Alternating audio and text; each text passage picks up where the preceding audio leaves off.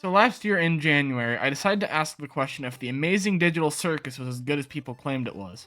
And the short answer was a definitive, yeah, but also not really. And what I mean by that was, yeah, it was pretty much what people claimed it to be, but the show suffered from some mediocre voice acting and animation I thought just wasn't amazing. Digital Circus. And it also suffered from a not great sense of humor. Also Jax. Jax was an issue. I did not like Jax. Either way, it's been a year and 3 more episodes have come out since that video released. So I decided to watch them and decide if the show is any good anymore. Also, I missed last week because I took a break because I had been uploading for a month. Sorry. So real fast, if you don't remember, we've got a couple characters in this circus. I went over them last video, but I'll go over them again. Pomni is an anxiety-riddled mess. The optimist. The asshole. The worst character. The crazy one. Also the most interesting.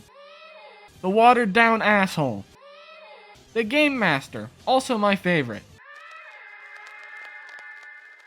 Fuck Bubble. And now that I've jogged your memory, episode 2 kicks off with Pomni having a nightmare about dying or something. She then wakes up and is immediately a dick to Ragatha. Doozy. Oh, and don't worry about the whole abandoning me for the exit thing. It's perfectly understandable what you were going through at the time, and there's no hard feelings. You're all good. Huh? After that, Bubble and Gangle unfortunately appear, and Kane tells them that the gang is going to try and stop a train heist. Oh, and also there's some new AI in there or something, hint hint, nudge nudge. Anyway, side note, the humor in this episode's not really going to be my thing, so I'm not going to mention that here unless I really think it's something that bad. So, back to the adventure. The gang shows up in this candy world and they immediately get to it, getting in this little truck or tank thing, I don't really know. And the first strategy is employed by Jax, who attempts to hurl Pomni like Josh Allen with a football overboard. Which, like, what if she just died? They don't seem to respawn, so I think that was just like, that would have killed her. She would have just died. Hijinks ensue and Pomni and one of the gummy gators they were fighting glitch the fuck out and fall under the map, whilst the others all fallen down into this little chocolate ravine lake thing. So whilst they fuck off to actually do the adventure, we see the gator, who we learned is named Gummy Goo, and he is going through a crisis. Probably on account of realizing that he is literally talking to the main character. But luckily, Pomni pretty much says, well, do you want to be a main character? And Gummy Goo says yes. So back to the real world, the other gummy gators have been caught, and the crew is riding this giant chocolate monster back into town. When suddenly, Pomni and Gummy Goo shoot back into the real world. Oh yeah, they glitched out through using a spare truck asset. And hooray, the day is saved! So they all go back through this portal back home and complete the adventure. Now with Gummy Goo added to the cast. This is actually some pretty nifty character development for Pomni, so I'm actually really interested to see how Gummy Goo is implemented in the future. I gotta get used to this. Oh, looks like one of these guys made it through! Wait, what?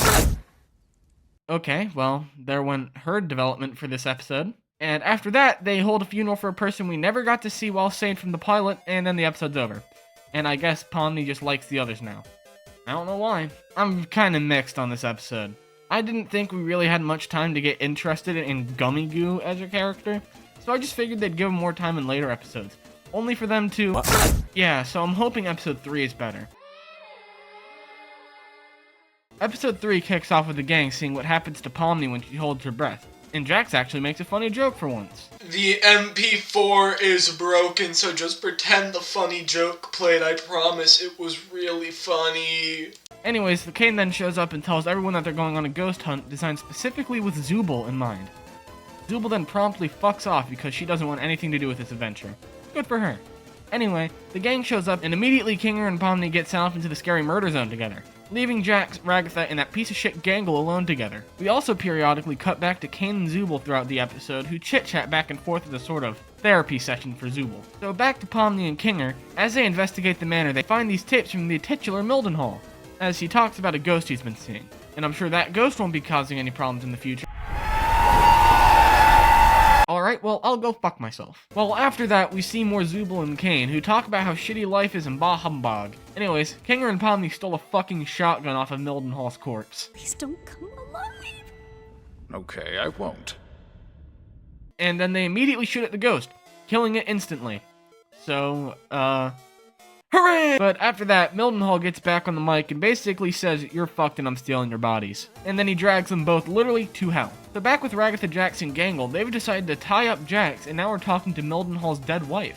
Oh yeah, I should probably add, Mildenhall also accidentally killed his wife. He's a real asshole. So after they finish that, the pacifist route has been completed and it's up to Pomni and Kinger to make it out alive. Or, in other words, it's time to learn Kinger's sob story. And I'm not going to bother playing the whole thing, so I'll just tell you about it in some wonderfully simple bullet points. Kinger happy with wife?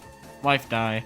Kinger is sad and also crazy, but not when the room is dark, and that's why he is sane with Pomni right now. Coolio, we're done. Anyways, they escape and all leave. Hip hip hooray! Welcome back, my meowing milkmaids! Don't ever call us that again. This episode, despite how little time I gave it, was actually really solid. It was animated super well. Just take that angel that Kinger shot for an example. That thing's intro was awesome, but I still have my issues with this episode, such as every episode having a really basic format. Pomni and Co are all doing nothing, Kane shows up, sends them somewhere, someone gets sad, Pomni tries to help, something zany happens, and Pomni learns something small. End of episode. And I really just don't like that. There's actually this rule in writing that I follow on a little mock TV show I write, and that rule is called the rule of threes. What you really have to know about it is that you can do the general same thing twice, but the third time you gotta switch it up somehow, because otherwise it's gonna start to feel kinda samey. And unfortunately, the Amazing Digital Circus is failing to do that. But let's see if episode 4 fixes this up finally. This is the most divisive episode to me, I'm just gonna put that out there. Anyways, this episode opens up as usual, the gang is in the middle of fucking off, but this time we are forced to look at Gangle. But luckily, Jack sees that we have to see her, and he obliterates her with a baseball, claiming it was an accident. But if it was intentional, I'd forgive him. Unfortunately, after that, Zooble takes pity on Gangle, giving her a new mask, which I'm sure won't be important later.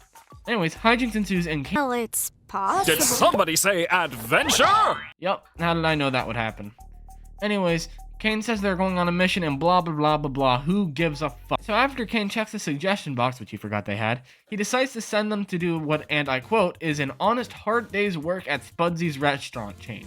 And Gangle is almost immediately put in a position of power, unfortunately. And Zooble immediately tries to quit again, as usual. But this time, Kinger offers to skip this one in her place, so Zooble is forced to tag along. They really are switching it up this episode. Neat. Unfortunately, this new mask for Gangle and all the focus on her means that we're probably going to have a Gangle episode. So let's try to just kind of enjoy it if we can.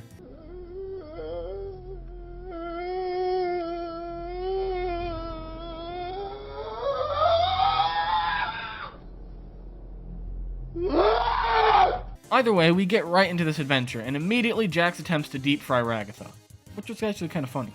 And Gangle is not very appreciative of that. So she asks Kane to set up a punishment system for shitty workers, and Kane adamantly agrees with this idea. So now there are stakes if you fuck it up. Thanks, Gangle, you dick. Anyways, we see Pomni work in the register, and someone orders a burger with the sauce that makes you stupid, which I specifically jotted down in my notes. Yeah, little jester, I'd like to order the stupid burger. Last time I ordered it here, they forgot to add the sauce that makes you stupid. Don't forget the sauce. Is that a thing we have? Yes, I order it all the time. So Ragatha starts making this said burger, and accidentally gets the sauce that makes you stupid in her eye.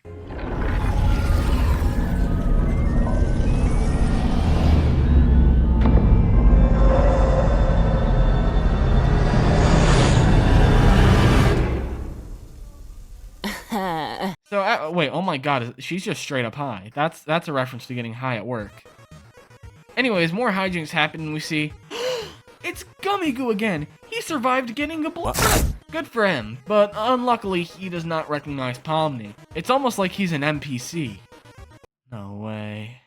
This can't be. Anyways, Pomni promptly tries to skip work. What the fuck is that script writing? Anyways, Pomni promptly tries to skip work to talk to Gummy Goo, thoroughly freaking him out.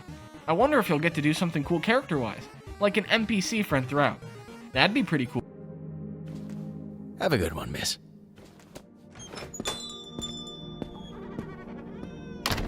Oh, well, there went that idea, I guess. More hijinks pass, and for once, Pomni doesn't have to have her mental crisis. Instead, it's Gangle. And I'm just going to say it. I think Gangle is awful. I genuinely get upset when she's on screen. I don't give a shit about Gangle. We were never given anything beyond happy mask is happy, sad mask sad. Cool. This character's not funny, or endearing in the slightest. Instead, she's just a genuine nothing burger character. And I don't give a shit about whatever character development you want to give her now, because there's nothing else interesting about her. I do not care about Gangle. Her character is just sad and happy. I can get that from Pomni just fine. Take her out of the show. We don't need Gangle. Sorry, I felt a need to rant there. Anyways, Pomni does a good deed and allows Gangle to clock out early. And she has some weird character moment that I really don't understand. Probably because I don't give a shit about Gangle. And then she immediately runs into oncoming traffic. The only good thing Gangle does in this episode. Gangle then takes the blame for running into traffic and is treated kindly by Zooble. End of episode. Honestly, even after everything I just said, I enjoyed episode 4. It was definitely the most hit or miss comedy-wise, but Jax was actually an entertaining character from beginning to end. Jax! I actually didn't mean to do that. He almost serves as a sort of secondary main character for this episode, aside from Gangle, who honestly just feels less important than Zooble, who I mentioned once at the start of the episode and again at the end, and that was it. And Gangle got the most screen time. I really didn't enjoy her plotline. Gangle is super one-note, even with the depth she was given. I just wish we let Pomni have her screen time. That, and they did do the rule of thirds, except they did it in fourths, which I don't really appreciate, but, you know, they did it at least, so I'll take what I can get. By the way, that is the end of the new episodes for now, so let's just answer the damn question already. Yeah, it is. It's not my thing, and that's fine. But even then, I really enjoyed some aspects of the show. And despite Gangle and Bubble just existing, do I think everyone will enjoy the show? No. Do I think the show is particularly great?